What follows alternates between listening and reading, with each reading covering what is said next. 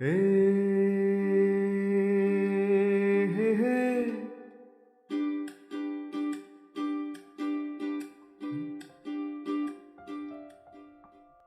বন্ধুরা, তোমরা সবাই এসে গেছো? এবার তোমরা চুপ করে বসো, আমরা আমাদের ঝুলির থেকে গল্প বের করি। আপনারা শুনছেন আমাদের ঝুলি, গল্পে গল্পে সময় কাটে। পাইরেসি দণ্ডনীয় অপরাধ। অনুগ্রহ করে পাইরেসি করবেন না, পাইরেসির সাপোর্ট করবেন না। এই গল্পের যে কোনো ধরনের পাইরেসির বিরুদ্ধে আইনত ব্যবস্থা নেওয়া হবে। এই গল্পের সকল সত্য লেখকের নিজের।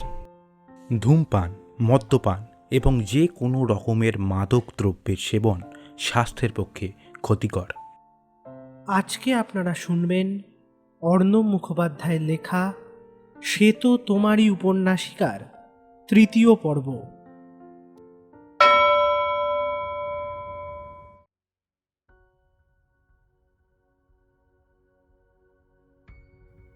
ঝটকা আর খটকা এই দুটোই একদিকে রাকিব আর অন্যদিকে আমার পছন্দের জীবিকা তথা প্রফেশন ডাক্তারির জায়গাটা দখল করে নিচ্ছে। কারণ প্রতিটা ঘটনা এমনভাবে মন নিচ্ছে যে এই যেমন আপনার মতন আমিও বুঝতে পারিনি যে এতদিন বাদে একটা ডিপ্রেশন কাটিয়ে একটা সাকসেসফুল অপারেশন করার পর আমাকে আবার বের হয়ে যেতে হবে সেই পথে, যেখানে কোনো অ্যাচিভমেন্ট নেই, জয়ের আনন্দ নেই, শুধুমাত্র প্রেমের দায়ে সব বিক্রি করে দেওয়া।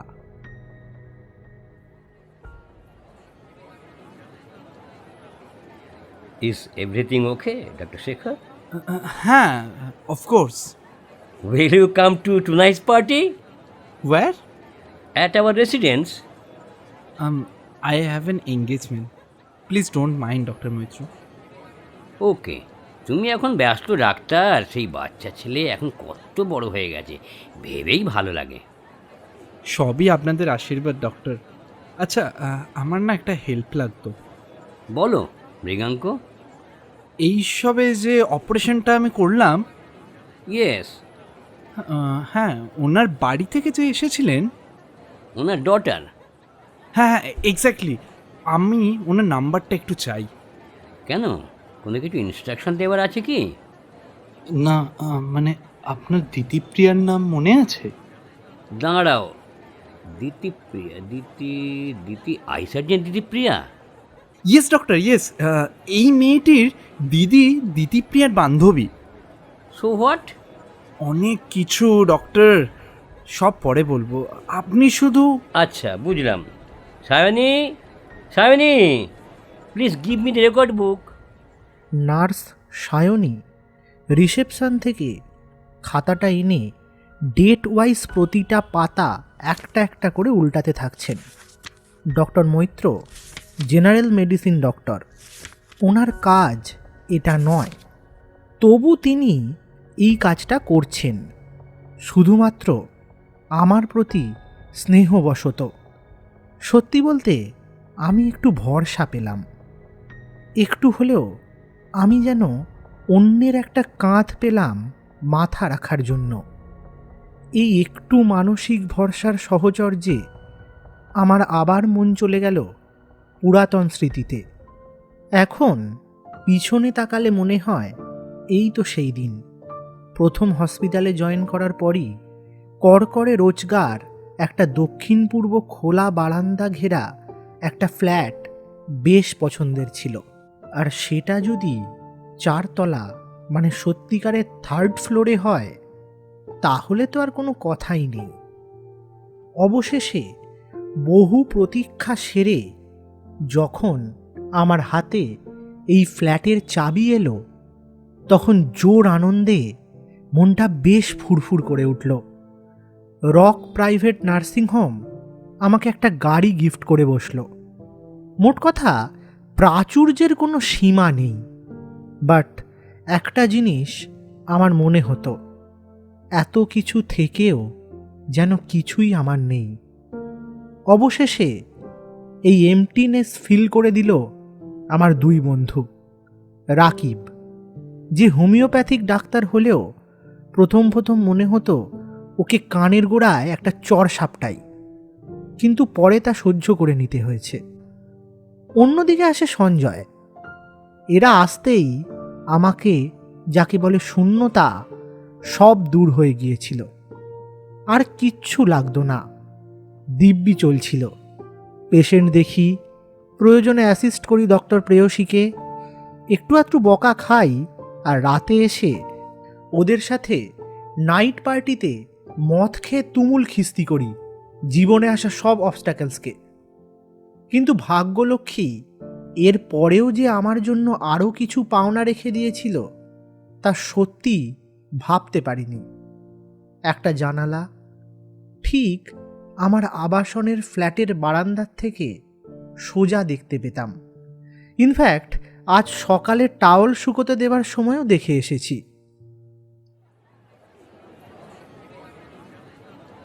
এই এই পেয়েছি, মেয়েটার নাম হলো Shefali, and here is the number. Thank you doctor, thank you so much. সাবধানে থেকো।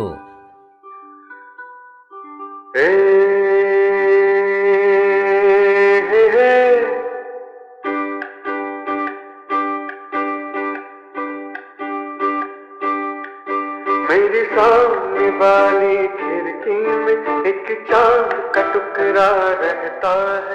গাড়িটা সিগন্যাল পেল, আর এমনটা হলেই আমি একটা অনৈতিক কাজ করে থাকি। সেটা হচ্ছে স্মোকিং। লেফট সাইডের জানালা খুলে হরিণের মতন মুখ বাড়িয়ে ধোঁয়া ছাড়া, আর মাঝে মধ্যে লুকিং গ্লাসে নিজের মুখটা নিজেই দেখা। এই সময় এই পুরাতন গানের লাইনটা ভেসে আসলো একটা বাস থেকে। এই গানটার সাথে আমার একটা পরিচয় আছে, বরং বলা ভালো শুধু পরিচয় নয়, রিলেশন আছে। সেই জানলাটা যেখান দিয়ে আমি দেখতাম তাকে, দিতিপ্রিয়াকে। মনটা আবার ভারী হয়ে যাচ্ছিল। তাই আমার মনে হলো এবার নিজের জীবনের প্রেসক্রিপশনে কিছু চেঞ্জেস আনার দরকার আছে। ডক্টর মৈত্র আমাকে শেফালির ফোন নম্বরটা দিয়েছেন, যেমনভাবে বিধাতা আমাকে দিয়েছিল সেই ব্যাগের ক্লু। আমি একটু চঞ্চল হয়ে উঠেছিলাম, কিন্তু কিছু করার নেই, ফোন করতেই হবে আমাকে। উইন্ডোটা বন্ধ করে এবার আমি গাড়িতে পাটা ছড়িয়ে খুললাম সেই চোথা। তারপর যথারীতি ডায়াল। রিং হচ্ছে, আর একটা জিনিসও হচ্ছে, আমার হৃৎপিণ্ডটা শব্দ করছে জোরে জোরে।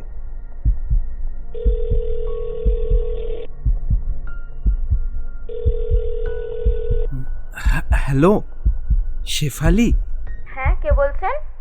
আমি ডক্টর মৃগাঙ্ক শেখর বলছি। ওহ, ওহো, হ্যাঁ বলুন ডক্টর। সোজাসুজি বলি, আই নিড ইউর হেল্প। কি ব্যাপার?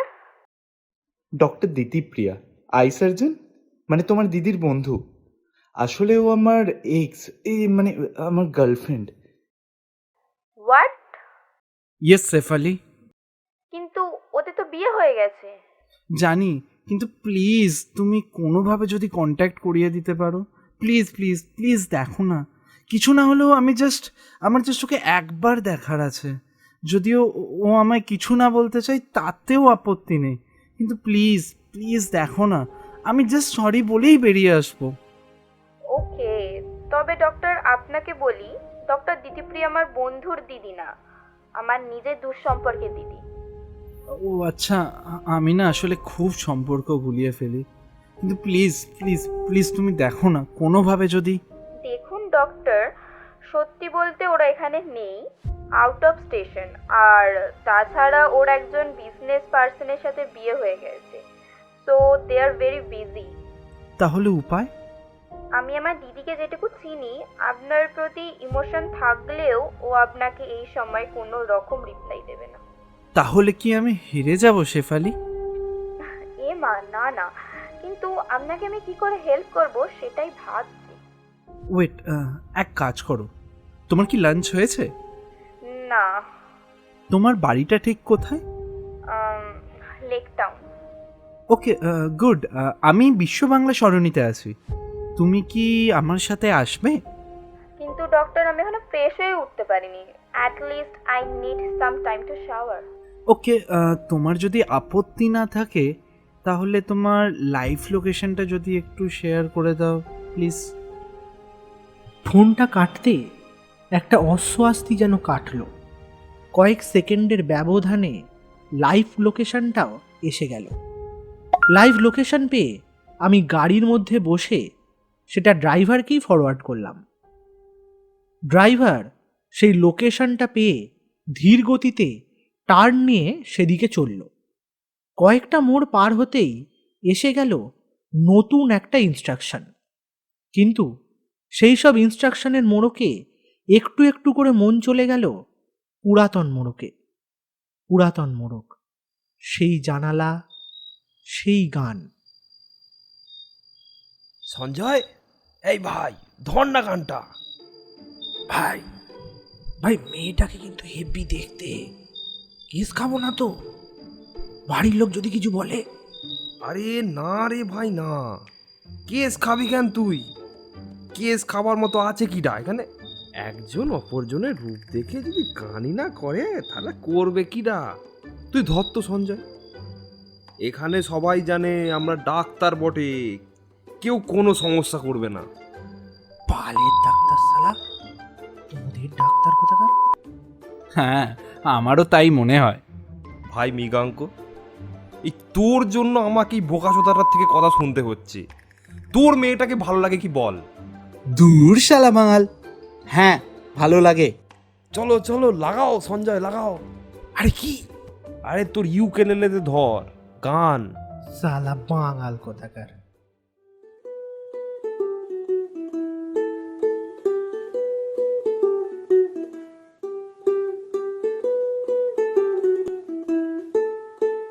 Doctor, doctor, doctor.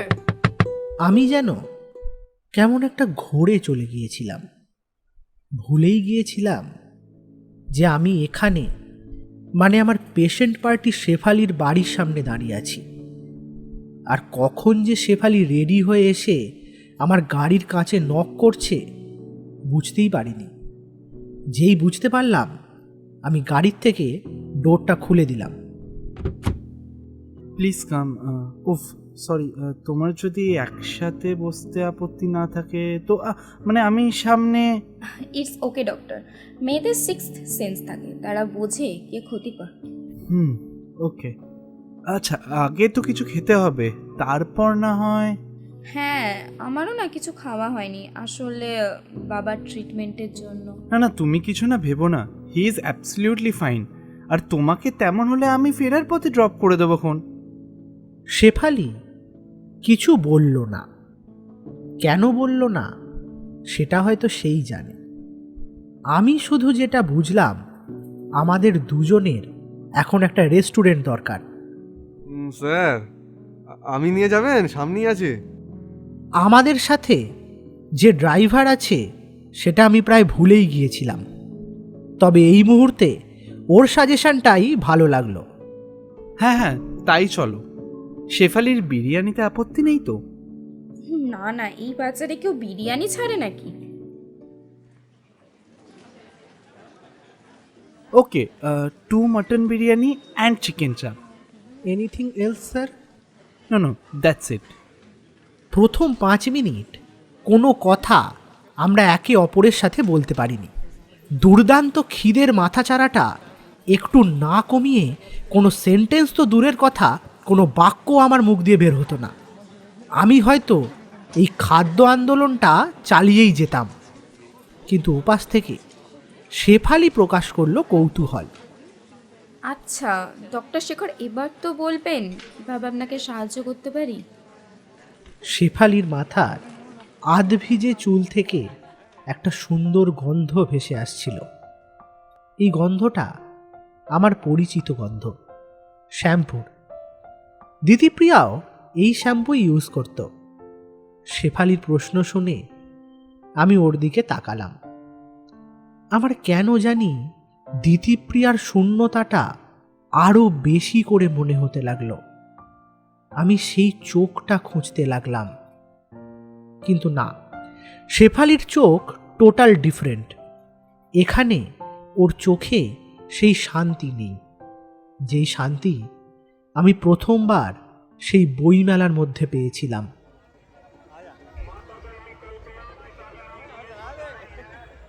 দিতিপ্রিয়া এখনো আসেনি?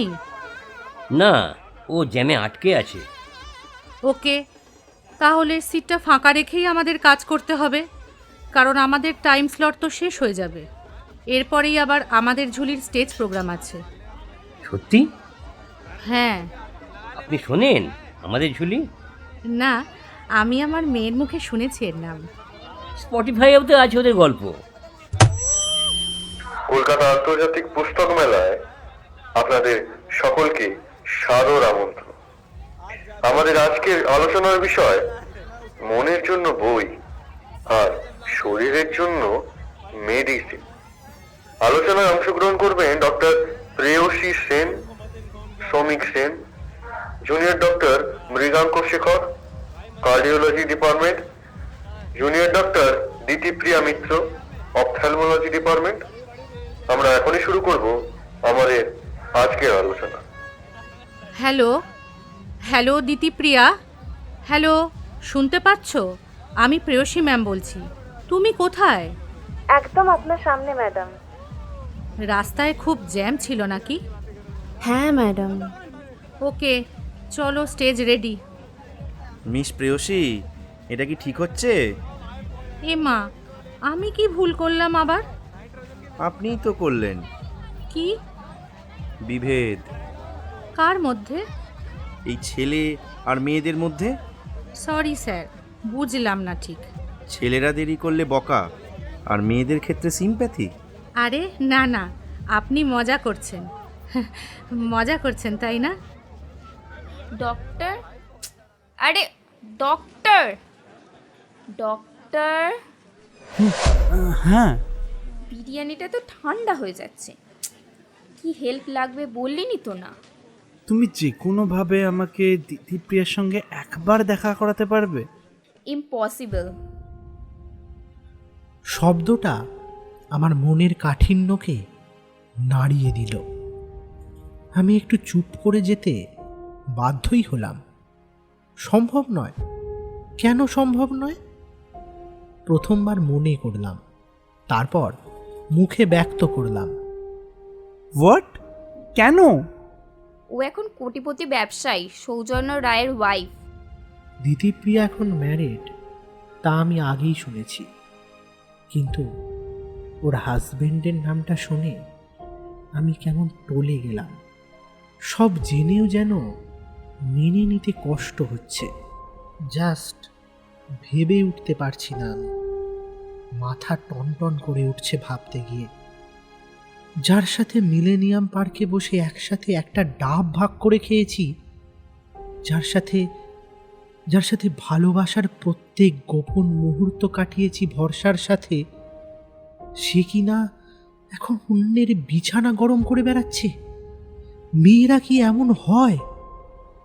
পুরুষের সাফল্য দেখলেই, তার সাথে কোনো রকম বিরোধ ঘটলেই তাকে একা রেখে চলে যেতেও দ্বিধা করে না তারা। আমি চুপচাপ চেয়ে রয়েছি শেফালির মুখের দিকে। শেফালিও হয়তো বুঝছে আমার মধ্যে থাকা দুঃখের তাপ। যাই হোক, আমি বড্ড একা। হ্যাঁ, সত্যিই একা। এই একাকিত্বে আমি কি করব বুঝতেই পারছি না। একমাত্র হয়তো ঈশ্বরই আমাকে এই ক্লু দিয়েছিলেন দিতিপ্রিয়ার। না হলে বুঝতেই পারতাম না 1.5-2 মাসে জীবনচিত্র কিরকম বদলে যায়। হঠাৎ আমার পেশেন্ট পক্ষ শেফালির ফোন বেজে উঠল। সঙ্গে সঙ্গে সেই রিংয়ের সঙ্গে ভেসে আসলো একটা চেনা অচেনা গান।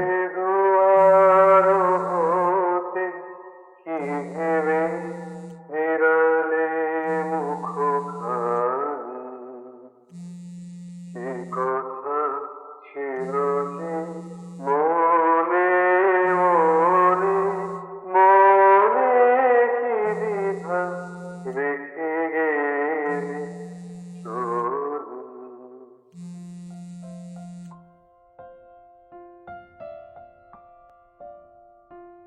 আজকে একটা সারপ্রাইজ আছে। সারপ্রাইজ? আমারও একটা সারপ্রাইজ আছে, তোমারটা আগে শুনি। না না, অমনি আমারটা আগে। কেন? তুমিই তো আগে বললে। ওকে, প্রেম বলতে তুমি কি বোঝো মৃগাঙ্ক? আমি? এই দেখো, আমি একেবারে প্রফেশনাল ডাক্তার। আমার কাছে প্রেম মানে আবার কি? আমার পেশা, আমার জীবিকা। তাই? আর আমি? তুমি? হ্যাঁ, তোমাকেও তো আমি ভালোবাসি, তবে তোমার এই শরীরের থেকেও তোমার এই দুটো চোখ আর কোলটা, দ্যাটস ইট। আমার এইটুকুই ডিমান্ড। সে কি, তুমি আমার থেকে আমার খালি দুটো চোখ চাও কেন? আসলে তোমার চোখেতে না একটা কিছু আছে, বুঝলে? আমার তো মাঝে মাঝে মনে হয় যে তুমি চোখের ডাক্তার বলেই তোমার চোখ অত সুন্দর। সত্যি ভালোবাসো আমায়? হ্যাঁ হ্যাঁ হ্যাঁ। তবে বলো, সারপ্রাইজটা কি? এই যে দেখো এবার। Appointment letter. Oh my God Mriganka, তুমি ফ্রান্স যাচ্ছ? ইয়েস দিতি, ইয়েস। বাট যদি তুমি পারমিশন দাও তো। সেদিন দিতিপ্রিয়ার কপালে দুই ভ্রুর মাঝখানে প্রথমবারের মতো ভাঁজ দেখেছিলাম। যারা ভালোবাসে তাদের মধ্যে একটা কমন অনুভূতি তৈরি হয়, আর এই অনুভূতির জন্যই একে অন্যের ভালো লাগা, মন্দ, বিপদ ইত্যাদি বুঝতে পারে। আপনি হয়তো আবার প্রশ্ন করতে পারেন, প্রত্যেকটা মানুষ তো নিজেকে ভালোবাসে। একদমই, আমি সেটা অমান্য করছি না। যখন এই ভালোবাসা একের অধিক হয়, তখন মূল হৃদয়ের স্থান বড় হতে থাকে, সমৃদ্ধ হতে থাকে। প্রয়োজনে সেখানে সুন্দর কানন ও বৃক্ষ গড়ে উঠতে থাকে। আমি আটকাবো কেন তোমায়? অনেক বাধার মাঝেও কাঁপা গলায় বলেছিল দিতিপ্রিয়া। তবে হ্যাঁ, সেদিন আমাকে ছেড়ে দিয়েছিল বলেই বোধহয় আজ আমি ভারতবর্ষের অন্যতম ডাক্তারের জায়গাটা তৈরি করতে পেরেছিলাম। কিন্তু সেদিনের এই উন্নতির মোহ আমাকে এমন নির্বোধ করে দিয়েছিল যে আমি বিবেচনার ক্ষমতা হারিয়ে ফেলেছিলাম। তখন কি বুঝতে পেরেছিলাম যে আমার সামনের ফ্ল্যাটের ঘরটায় ওর ফ্যামিলির চিহ্ন হারিয়ে যাবে? সে হারিয়ে যাবে আমার থেকে চিরতরে। সে যখন ছেড়েছিল আমাকে ফ্রান্সে কার্ডিওলজি ডিপার্টমেন্টে পড়ার জন্য, সে আমাকে বুঝতেও দেয়নি সে আর আমার থাকবে না। তবে সেদিন কথা দিয়েছিল কেন, আমি তোমারই থাকব। কাঁপা গলায় নিজের মনের যন্ত্রণা না চেপে আমার বুকে অঝরে কাঁদতে কাঁদতে বলে উঠেছিল, আমি তোমারই, আমি তো তোমারই, হ্যাঁ আমি তো তোমারই।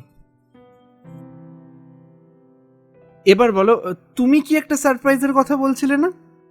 আমি দেখলাম দিতিপ্রিয়ার দুটি চোখ লাল হয়ে গেছে। তার মধ্যেও ঠোঁটে ঠোঁট চেপে ব্যাগ থেকে একটা কার্ড বের করে দিল আমার দিকে।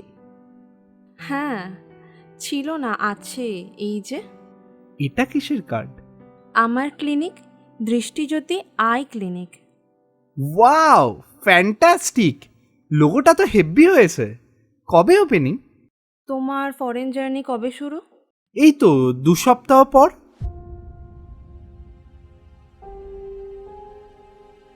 এইটা শুনে দিতিপ্রিয়ার চোখের জল আর চোখে ধরল না।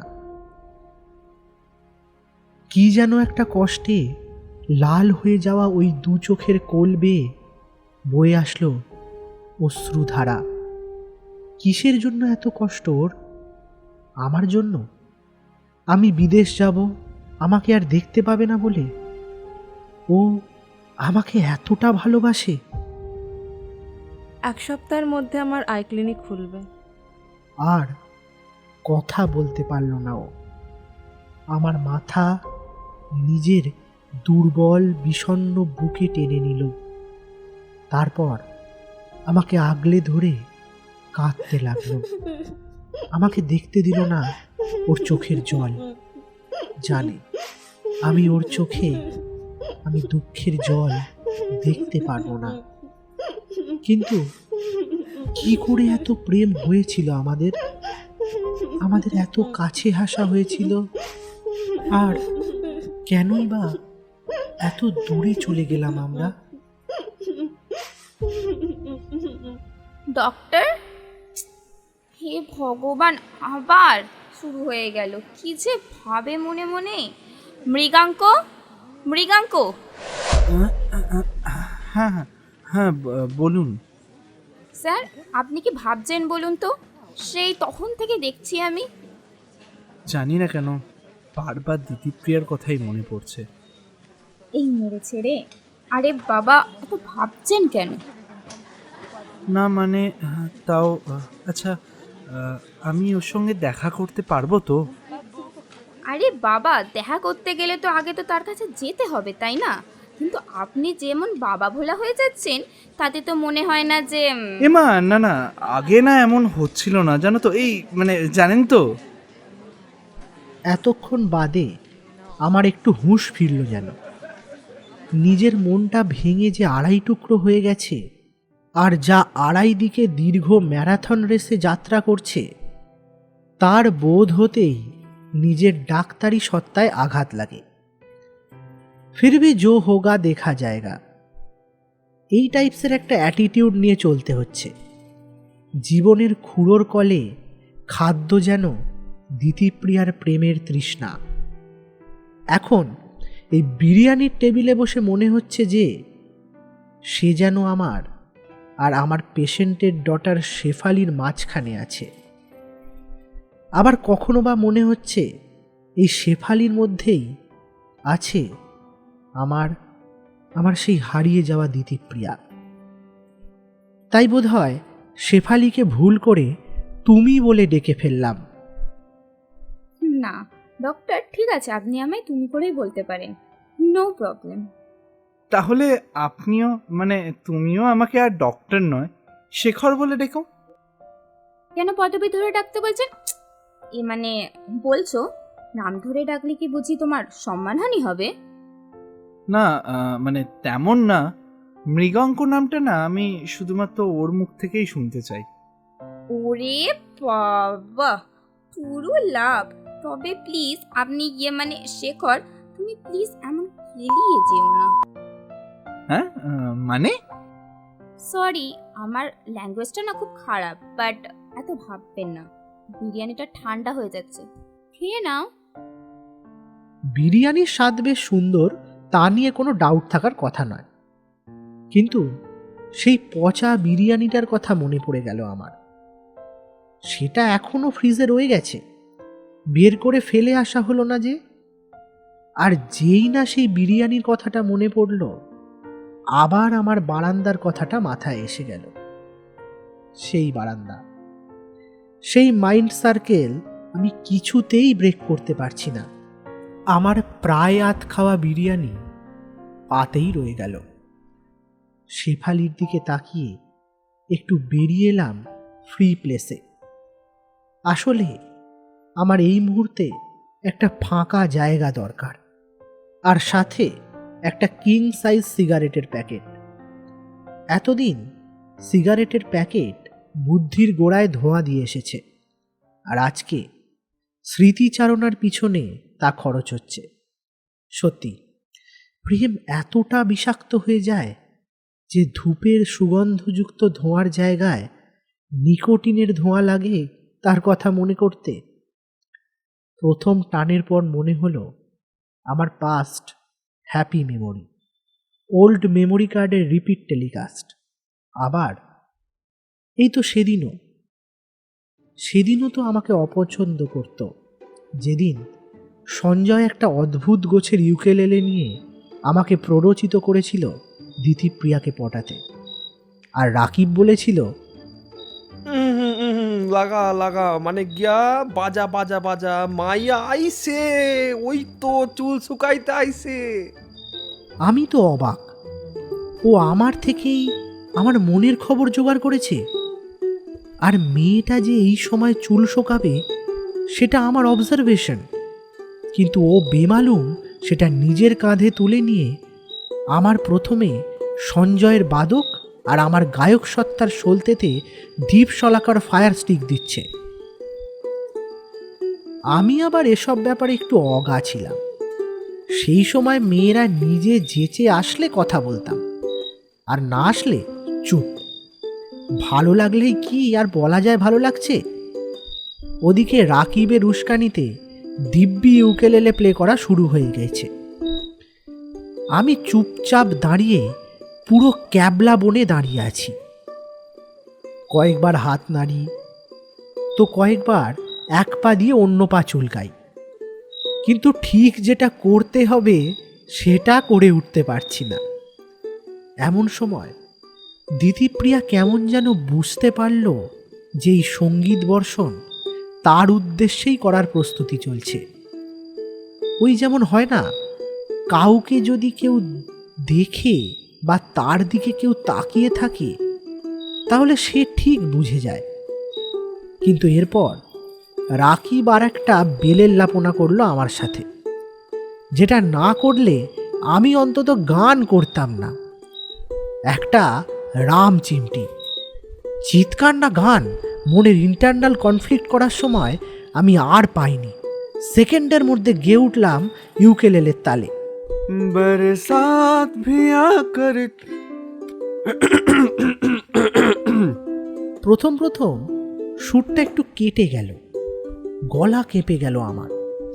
কিন্তু দিতিপ্রিয়া যখন আমাদের ছুঁড়ে দেওয়া এই কীর্তি ঘাড় ঘুরিয়ে দেখল, তখন ওর দিকে তাকিয়ে আমার সব ঠিক হয়ে গেল। चली गई बादल भी गरज कर बरस गया बरसात भी आकर चली गई बादल भी गरज कर बरस गया बर उसकी एक झलक को हम ऐ हुस्न সুগায়ক হিসেবে একটা নাম ছিল, কিন্তু সেটা ছিল শুধুমাত্র ঘরের মধ্যে। কিন্তু এবার সেটা 10 ফুট দূরে থাকা বারান্দার দূরত্বে ছড়িয়ে পড়ল। কিন্তু সেটা যে দিতিপ্রিয়াকে এমন অবাক করে দেবে এবং মারাত্মকভাবে রাগিয়ে দেবে তা কি আর জানতাম। সেদিনের প্রথম প্রেম, প্রথম প্রপোজ, এর মধ্যে একটা হাঁ অথবা না, ঝগড়া, তারপরে আবার প্রেম, কাছে আসা, মিলেনিয়াম পার্কে প্রেম, একসাথে গঙ্গার ধারে হাঁটা, আবার আমার ফ্রান্সে ডাক্তারি পড়তে চলে যাওয়া। এত অবধি তো সব ঠিকই ছিল, কিন্তু তাহলে এমন কি হলো যাতে আজ আমার দিতিপ্রিয়া হারিয়ে গেল?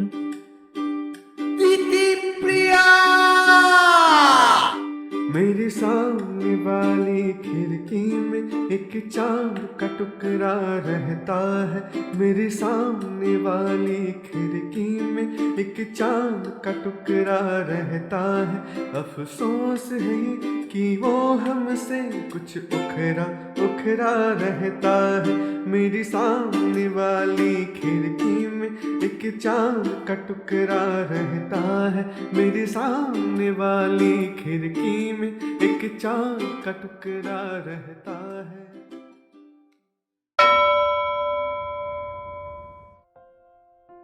শুনছিলেন অর্ণব মুখোপাধ্যায়ের লেখা সে তো তোমারই উপন্যাসিকার তৃতীয় পর্ব।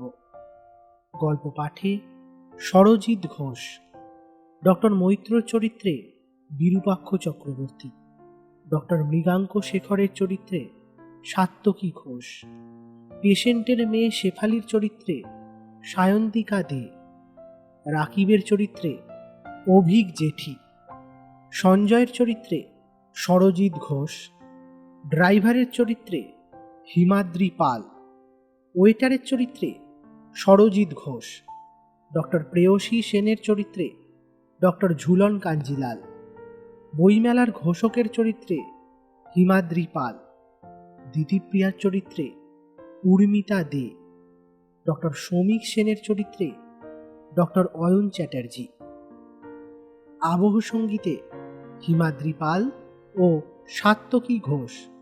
আমাদের ঝুলির পক্ষ থেকে উর্মিতা দেকে জানাই অসংখ্য ধন্যবাদ। গল্পটি যদি আপনাদের ভালো লেগে থাকে তাহলে অবশ্যই আমাদের চ্যানেলটিকে সাবস্ক্রাইব করবেন এবং আপনার পরিবার ও বন্ধুদের মধ্যে শেয়ার করে নেবেন। ফেসবুক, ইনস্টাগ্রাম সহ আমরা বিভিন্ন সোশ্যাল মিডিয়ায় উপলব্ধ। সেগুলিতে আমাদের ফলো করবার জন্য আমাদের ডেসক্রিপশানে লিঙ্ক আছে, সেগুলি চেক করতে পারেন। আমরা খুব শিগগিরই ফিরে আসব নতুন এক গল্প নিয়ে। ততক্ষণ পর্যন্ত শুনতে থাকুন আমাদের ঝুলি। গল্পে গল্পে সময় কাটে।